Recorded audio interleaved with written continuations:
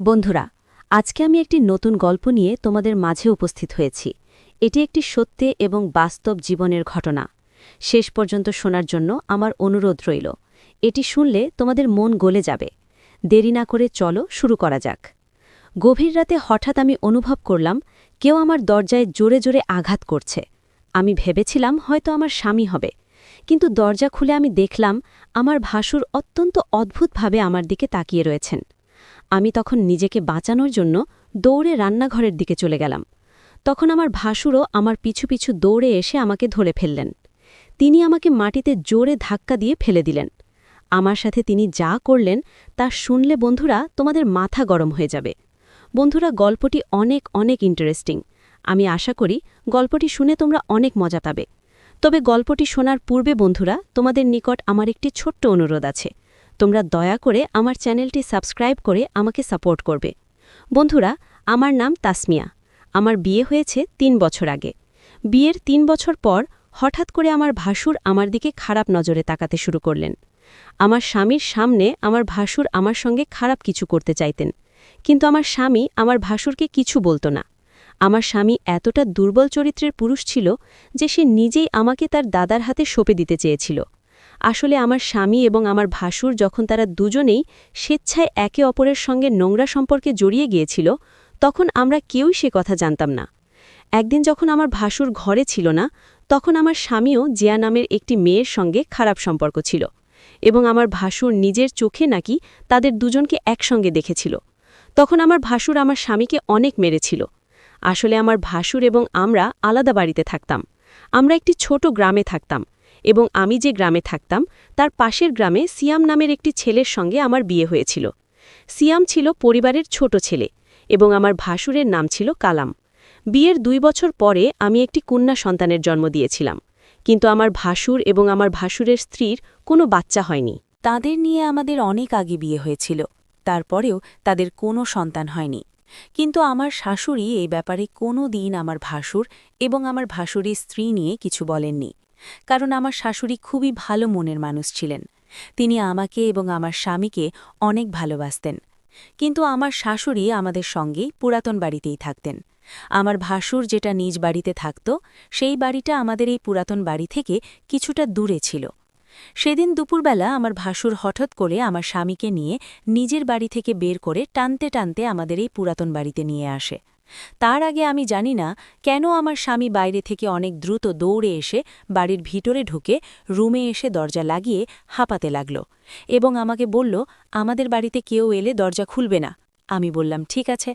ঠিক ওই সময় আমাদের দরজা এত জোরে ধাক্কা দিতে লাগল যে আমার স্বামীর বারণ করা সত্ত্বেও আমাকে বাধ্য হয়ে বাড়ির দরজা খুলতে হয়েছিল। আমি যখন বাড়ির দরজা খুললাম, তখন আমার ভাসুর ধাক্কা মেরে আমার স্বামীকে ঘরের ভিতরে ফেলে দিল। আমি তখন রেগে আমার ভাসুরকে বললাম, দাদা, আপনি এটা কেমন ব্যবহার করছেন? দিদিকে এভাবে ধাক্কা দিচ্ছেন কেন? ওই সময়ে আমার ভাসুরের চোখে অনেক বেশি রাগ ছিল। তারপরে তিনি অনেক রেগে চিৎকার করে আমার স্বামীকে ডাক দিলেন।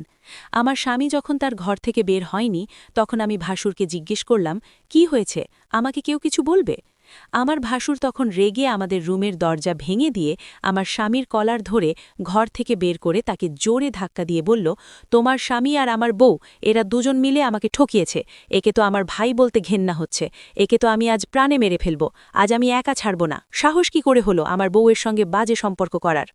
সবকিছু শোনার পরে তো আমি মাথায় হাত দিয়ে বসে পড়েছিলাম, কারণ স্বপ্নেও ভাবতে পারিনি আমার স্বামী এই রকম কিছু একটা নোংরা কাজ করবে, তাও আবার তার নিজের বৌদির সঙ্গে। তারপর আমার স্বামী নিজের ভুল বুঝতে পেরে আমার ভাসুরকে বলল, দাদা, আমি ভুল করেছি, আমাকে ক্ষমা করে দাও। আমার ভাসুর তখন বলল, এটা ভুল নয়, অনেক বড় অপরাধ করেছিস, আর এটার শাস্তি তো পেতেই হবে। তাই আমি এক্ষুনি পঞ্চায়েতে যাব আর তোর ব্যাপারে সবকিছু সত্যি কথা বলে দেব। পঞ্চায়েতের নাম শুনে তো আমার স্বামী অনেক ভয় পেয়ে বলল, দাদা, তোমার পায়ে ধরছি, তুমি আমাকে যা শাস্তি দেবে আমি মাথা পেতে গ্রহণ করে নেব, কিন্তু তুমি দয়া করে পঞ্চায়েতে যেও না। ওই সময় আমার স্বামী আমার ভাসুরের পা ধরে বলল, আমি ভুল করেছি, আমাকে ক্ষমা করে দাও। এই কথাটাকে আর বাড়াবাড়ি করো না, তাহলে আমাদের বাড়ির মান সম্মান কিছুই থাকবে না। আমার ভাসুর তখন আমার স্বামীর চুলের মুঠি ধরে বলল, মান সম্মানের কিছু বাকি রয়েছে কি? সবকিছু তো শেষ করে দিলি। তুই যা করছিস তোকে আমি আর কোনোদিন স্ত্রীর রূপে গ্রহণ করব না। তুই যার সঙ্গে মুখ কালো করেছিস ওর সঙ্গে থাক। ওই সময় আমার শাশুড়ি ঘরে ঢুকে আমার ভাসুর এবং আমার স্বামীকে জিজ্ঞেস করলেন, কি হয়েছে তোর, এভাবে চিৎকার চেঁচামেচি ঝামেলা করছিস কেন? ওদিকে আমার শাশুড়ি আমাকে মাথায় হাত দিয়ে কাঁদতে দেখে আমার কাছে এসে জিজ্ঞেস করলেন, বৌমা, তুমি এভাবে মাথায় হাত দিয়ে কাঁদছ কেন? কেই তোমাকে কিছু বলেছে? এই বাড়িতে কি চলছে? আমার ভাসুর তখন আমার মাকে বলল, তোমার ছোট ছেলে আর তোমার বড় বৌমা দুজন মিলে আমাদের ঠকিয়েছে। আমি নিজের চোখে দুজনকে একসঙ্গে সবকিছু করতে দেখেছি। আমার শাশুড়ি তখন আমার স্বামীর কাছে এসে বললেন, ছি ছি ছি, তুমি এরকম করবে? আমি তো কোনোদিন ভাবতেও পারিনি। আজ তোমার জন্য আমার বাড়িতে এত বড় অশান্তি আর ঝামেলা সৃষ্টি হয়েছে। তারপর আমার স্বামী ভাসুরের পা ধরে বলল, দাদা, তুমি যা বলবে আমি তাই করব, কিন্তু দয়া করে পঞ্চায়েতে যেও না। আমার ভাসুর তখন বলল, তুই যেমন আমার মান সম্মান নষ্ট করছিস, ঠিক অন্যরকম আমিও তোর মান সম্মান নষ্ট করে দেব। যতক্ষণ না আমি নিজের বদলা নেব ততক্ষণ আমি তোকে ছাড়ব না। আর আমার বদলা তখনই পূরণ হবে যখন আমি তোর বউয়ের সঙ্গে বাজে সম্পর্ক করতে পারব। তবেই তুমি বুঝতে পারবে কতটা কষ্ট হয়। ভাসুরের মুখ থেকে এরকম নোংরা কথা শুনে আমি রেগে গিয়ে বললাম, আপনার কি মাথা খারাপ হয়ে গেছে নাকি? এটা কোনো সমস্যার সমাধান নয়। আপনি আরও বেশি সমস্যা তৈরি করছেন, আর আপনি আমার ভাসুর হয়ে এত অশ্লীল কথা কিভাবে বলতে পারলেন? আমার স্বামী তখন আমার কাছে এসে বলল, দাদা যেটা বলছে তোমাকে সেটা করতে হবে, নইলে দাদা যদি পঞ্চায়েতের কাছে চলে যায় তাহলে আমাদের কি দুর্গতি হবে সেটা তুমি খুব ভালোভাবে জানো। ওই সময় আমার শাশুড়ি বললেন, ছি ছি ছি, আমার ছেলে হওয়ার থেকে আমি বন্ধা হওয়াই ভালো ছিল। ভালোই হয়েছে যে তোদের বাবা এই পৃথিবীতে নেই, না হলে তোদের এই কুকর্ম দেখে তার জান কেঁপে যেত। আমি তখন বললাম, যা কিছু হোক না কেন, আমি নিজের মান সম্মান নষ্ট করব না, তাতে আমার ভাসুর যা কিছু করুক না কেন। প্রয়োজনে আমি আমার নিজের জীবন ত্যাগ করে ফেলব, কিন্তু তাদের ফাঁদে পড়ে আমি মরে গেলেও কোনো অশ্লীল কর্ম করব না। আমার ভাসুর তখন আমার স্বামীর কাছে এসে বলল, তুই নিজের বউকে ভালোভাবে বুঝিয়ে দে, আর তা না হলে আমি কিন্তু এক্ষুনি পঞ্চায়েতের কাছে যাব। আমার স্বামী তখন বলল, তোমাকে আমার দাদার কথা মানতেই হবে। আমি তখন রেগে আমার স্বামীর গালে একটা থাপ্পড় মেরে বললাম, পাপ করেছ তুমি আর শাস্তি পাবো আমি? এ কেমন ধরনের বিধান? আমি মরে গেলেও এই কাজ করব না। তোমার চরিত্রে দাগ আছে, কিন্তু আমি কোনোদিন আমার চরিত্রে দাগ লাগতে দেব না। আর এই জন্যে আমাকে যা করতে হয় আমি তাই করব। আর তোমার মতো পুরুষের সঙ্গে আমার সংসার করা আর না করা সমান। তুমি কেমন স্বামী? নিজের স্ত্রীর মান সম্মান অন্য কারোর হাতে তুলে দিতে চাইছো? সেই ভগবান যেন তোমার মতো স্বামী আর অন্য কোনো মেয়ের কপালে না দেয়। আমি তখন আমার স্বামীর দিকে রেগে গিয়ে বললাম, শুধুমাত্র তোমার জন্য আজ আমাদের বাড়িতে এত অশান্তি সৃষ্টি হয়েছে, আর তোমাদের ভুলের জন্য আজ আমার মান সম্মান নিয়ে লোকে খেলতে চাইছে। তোমার এমন কি বাধ্যতা ছিল যার জন্য তুমি এত বড় একটা নোংরা কাজ করলে? আর পুরো দুনিয়াতে তুমি আমার স্বামীকে পেয়েছিলে যে চাহিদা পূরণ করার জন্য? যে আমি তোমাকে যতটা ভালো ভেবেছিলাম তুমি তার চাইতে অনেক বেশি খারাপ। আমার স্বামী নিজে একটা কোনায় দাঁড়িয়ে চোখের পানি ফেলছিল। তারপর আমি যখন কোনো মতে আমার ভাসুর এবং আমার স্বামীর কথা মানতে কোনোভাবেই রাজি হইনি, এবং আমার শাশুড়িও যখন আমার সপক্ষে ছিলেন এবং তিনি যখন এই কাজটা করতে বাধা দিলেন নিজের ছেলেদের, তখন আমার স্বামী ও ভাসুর জোর করে আমার শাশুড়ি এবং আমার মেয়েকে একটা ঘরের মধ্যে বন্ধ করে দেয়।